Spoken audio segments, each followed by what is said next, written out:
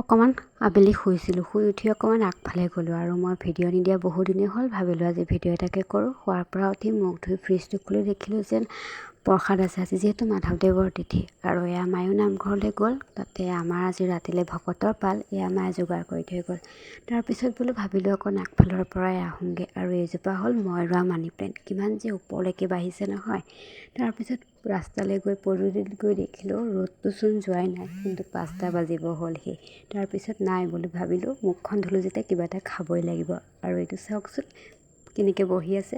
ভিতৰত আহি আকৌ আমাৰ চিকু মাইনা, এইটো হ'ল শহাপহু, সি বহুত মৰমৰ হয়।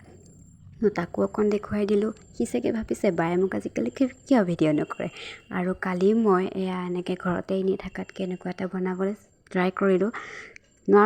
নাজানো কিমান পাৰিছোঁ নোৱাৰিছোঁ, কিন্তু অলপমান ট্ৰাই কৰিলোঁ।